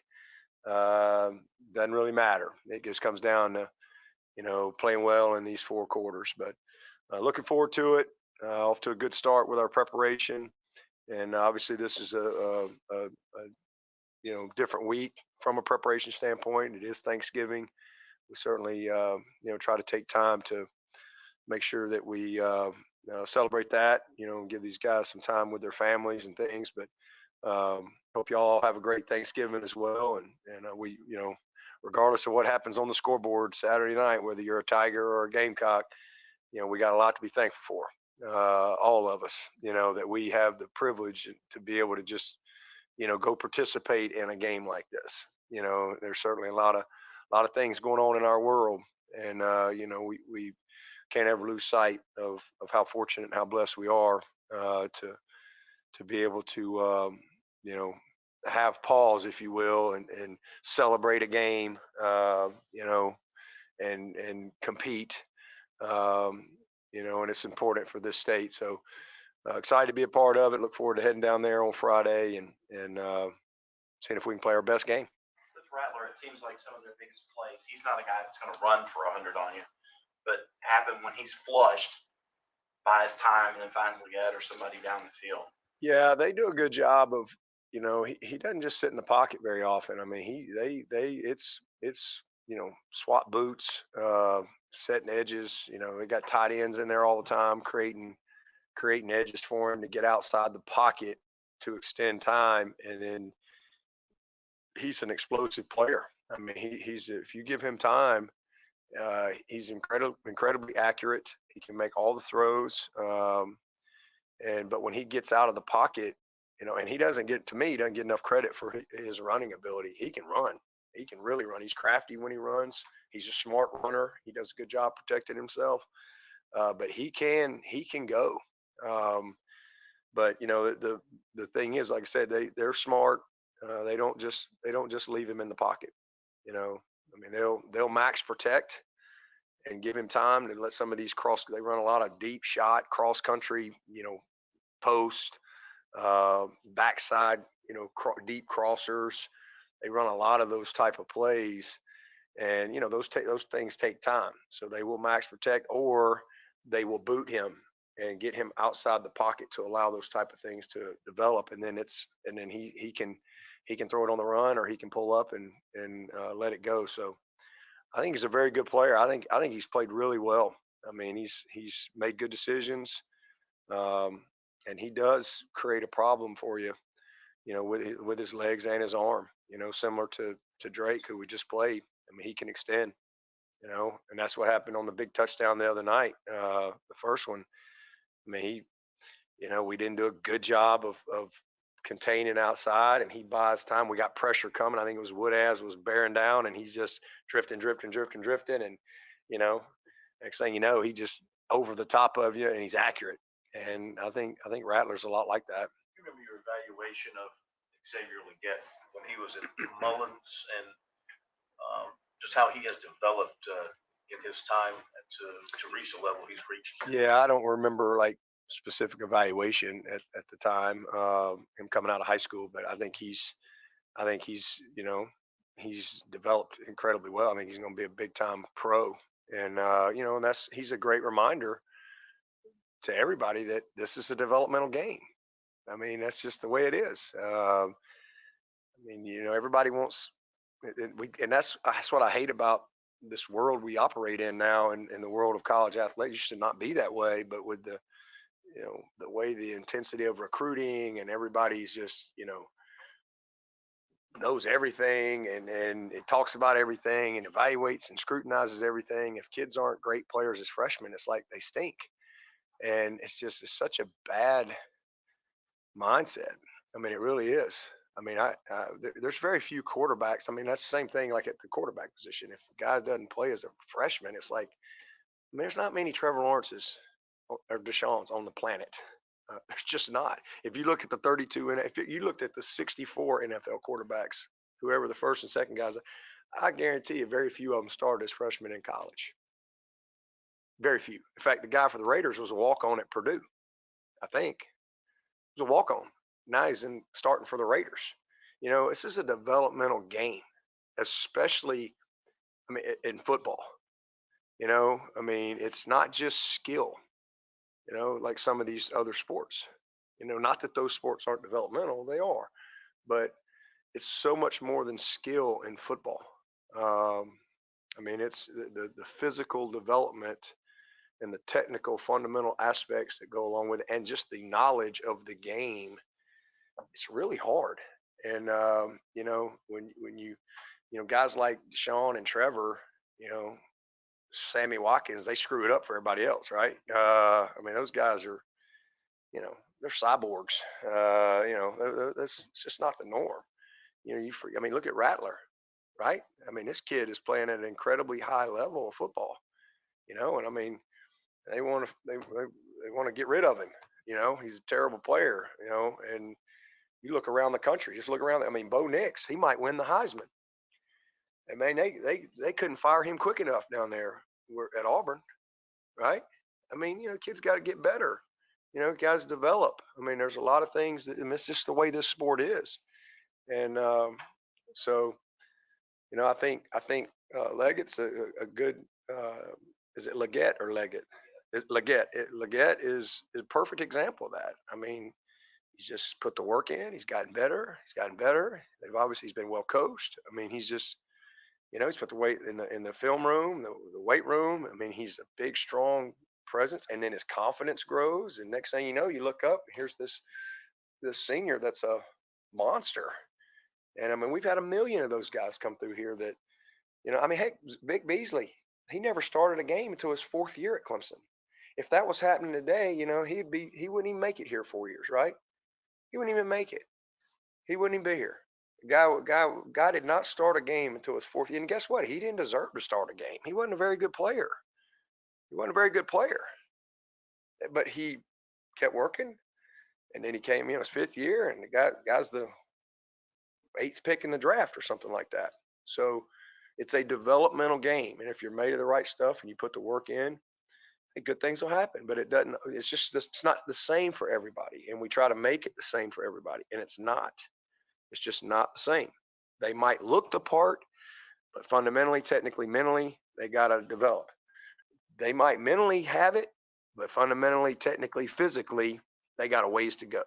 And, you know, but that's what's great about football.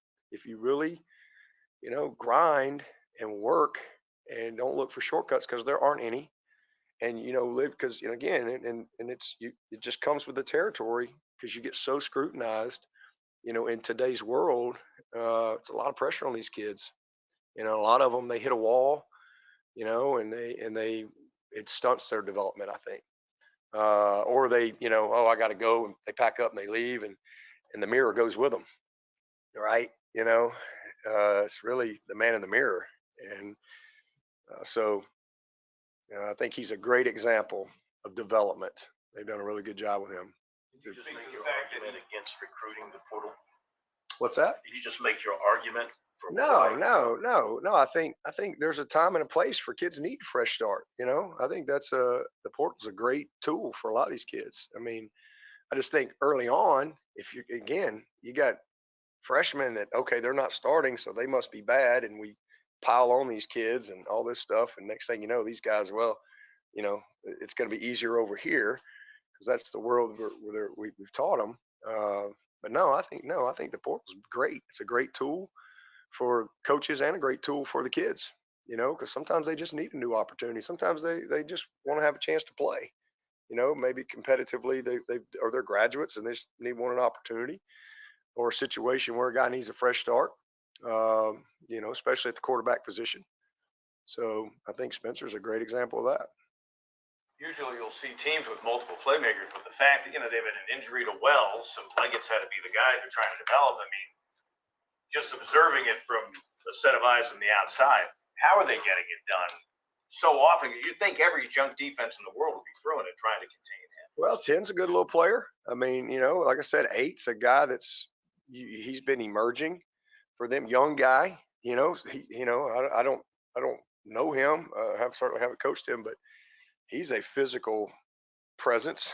A guy can run, but I'm sure he's a freshman, right? I mean, and so he's been coming and developing. So I think they've brought him along, and then their tight ends, they've really gotten those guys involved. 1 and 6, 24. I mean, DeCarrion's a guy that's made a lot of plays in his career, and they've done some creative things. They've done a little wildcat. I mean, they brought the backup quarterback in there this past week as well, a couple situations. So, and then I think just protection wise, they've tried to do some things to give Rattler opportunities to get the ball down the field, and he can do it. All right, there you go. That's Dabo Sweeney. Everything from Sweeney, everything from Beamer, up on our website, along with Spencer Rattler, who talked today, and the 2 quarterbacks. Cade Klubnik, who spoke on Monday, is up there as well.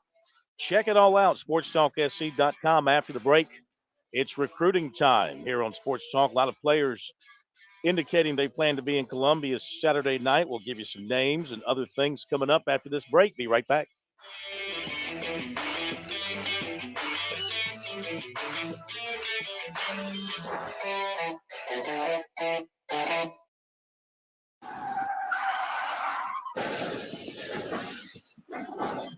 I'm attorney Jim Corbett. That's the sound of a big hit on you and your car or truck. I've been an attorney for more than 30 years, helping people who get injured in car wrecks and truck wrecks. If you have serious injuries, call Jim Corbett, 803-765-2968, or email me at jim@jimcorbettattorney.com. That's CORBETT. I don't get paid unless I recover for you. Jim Corbett Attorney, for your best recovery from a big hit, 803-765-2968, or jim@jimcorbettattorney.com.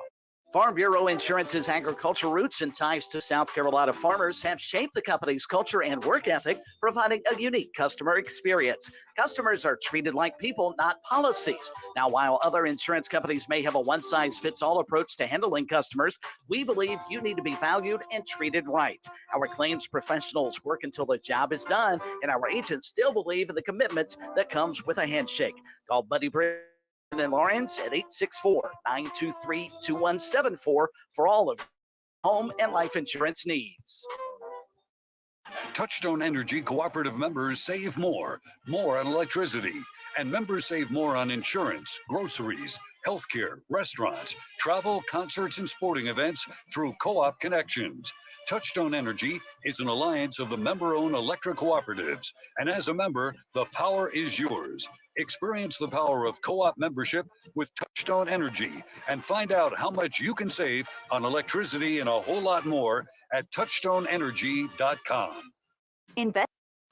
So there's so many pieces to consider, and it can be hard to know where to start. But with the right guidance, you can put the pieces together to create a winning strategy. That's where Founders Investment Services come in. Our team of financial advisors can help you navigate the complexities of investing and create a personalized plan that fits your goals and risk tolerance. We'll work with you to identify the pieces of your puzzle and how they fit into your financial future. Call 866-739-7064 or visit foundersfcuinvestments.com. Learn more about how we can help you take the first step towards reaching your financial goals. Securities offered through LPL Financial. We're with Major Billy Downer of the Department of Natural Resources. Major Downer, it's the fall in South Carolina. It's deer.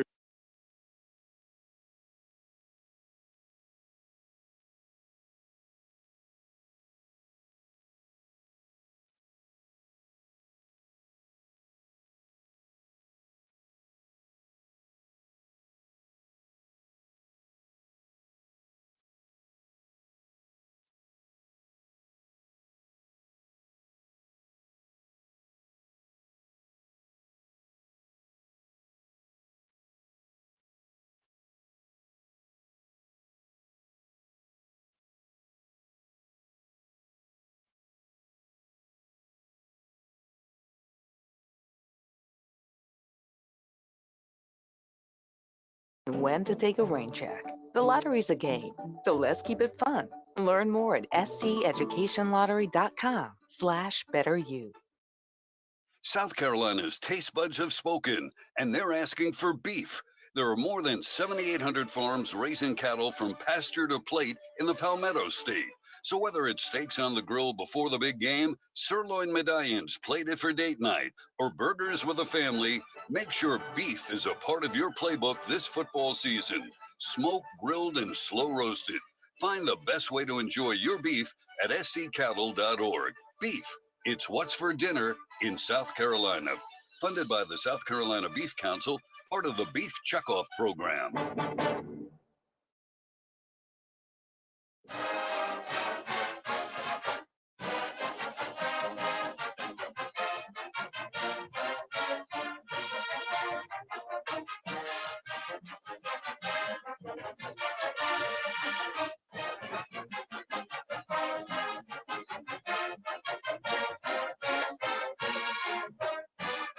Okay, it's time to give you the recruiting report tonight, right here on Sports Talk, brought to you by Seawells. Reminder, Seawells is closed this week for the daily luncheon buffet. They will resume next week after the holiday, and if you're making plans for a event that needs the best in catering, just give the folks at Seawells a call at 803-771-7385, online at SeawellsCateringSC.com. Leading off in recruiting, 2025 safety Jonte Gilbert, Atlanta, made his second visit this month to Clemson last Saturday for North Carolina. He was there for Notre Dame. This time his dad was with him. That's important. His dad played football at Texas, and he's friendly. He's from Georgia. He's friendly with Clemson safeties coach Mickey Kahn. So they hooked up on the visit, and that was big for Gilbert. And he's just building a strong relationship with the Clemson staff, and he said they love him as a player. They love his character. They love his film. He can play really all over the secondary. He can cover the slot. He can blitz off the edge. He can play safety, corner, nickel, pretty much everything. So Clemson is a top three with him with USC and Southern Cal. That's right. I said USC and Southern Cal. Live with it. Now, the Gamecocks have been involved with him for an extended period. Shane Beamer, Torian Gray, Clayton White. They have built a great relationship with him, and he really likes the Gamecocks. He's been to South Carolina before, and right now those three are the top three with him. He's also looking at Texas and Colorado. His dad, of course, a Texas grad, knows the coaches there, and he also knows coaches on the staff at Colorado. So those are possibilities as well. He planned to be in Columbia Saturday, but health matter with a family member might prevent him from making it. Asked who he would pull for, he said, quote, "Great question. Since it's going to be at Willie Bryce, I've got to go Gamecocks," end quote. USC offered defensive tackle Malcolm Alcorn Crowder, 6'6", 295 of Butler County Junior College, Kansas. He's out of Massachusetts. As a freshman, he made 28 tackles, 7 sacks in 9 games. Per his father, Coach Brian Staley, Strom Thurmond receiver, Tennessee commitment, Braylon Staley. They've talked a lot the last few weeks with USC coaches, Beamer, Stepp, and Loggins. They have thought about visiting Saturday, but not sure yet. They have a bunch of family coming in. Defensive tackle Jerome Simmons of Highland Junior College, Kansas, confirmed he will make an unofficial visit to USC Saturday. On my tweet or my post, originally I mistakenly wrote official. It's unofficial. My bad. I corrected it twice. Hopefully you caught it. If not, you're hearing it here. He's a Bamberg native, and he took an official visit to Kansas State on the 11th, and he is scheduled for an official to Georgia on the 8th. Running back Daniel Hill of Meridian, Mississippi, said this afternoon he is planning to visit for the game Saturday. And some other prospects who've said they're coming in, 25 defensive tackle Sterling Sanders, others in the 25 class. He's from Blythewood. South Florence defensive tackle Amari Adams, defensive end Anthony Addison of Sumter, receiver Malik Clark of Rock Hill, 26 class, receiver Brody Keel, make that Brody Keefe of Camden, running back Tony O'Banner of Thomas Hayward. Did I say, let's go back to Brody Keefe. Charlotte. Did I say Camden? I'm delirious. Receiver Brody Keefe of Charlotte. Running back Tony O'Banner of Thomas Hayward. Receiver Carnell Warren of Bluffton. 27 quarterback Mason Holtzclaw, who's a South Carolina a native who attends Christ School, Arden, North Carolina. Linebacker Jamaris Stevens of Strom Thurmond received a PWO offer from the Gamecocks. And keep an eye on this. Yale offensive lineman Jonathan Mendoza, 6'8", 290, has entered the portal, John.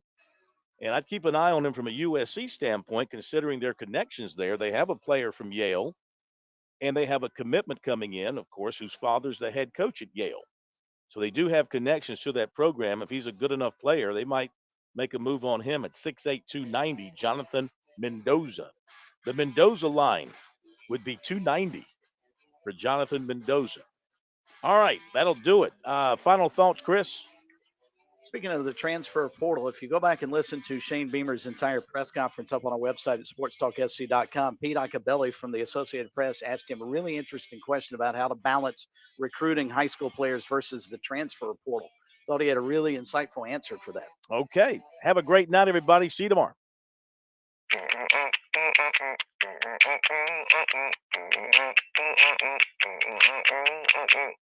Someone will be right with you.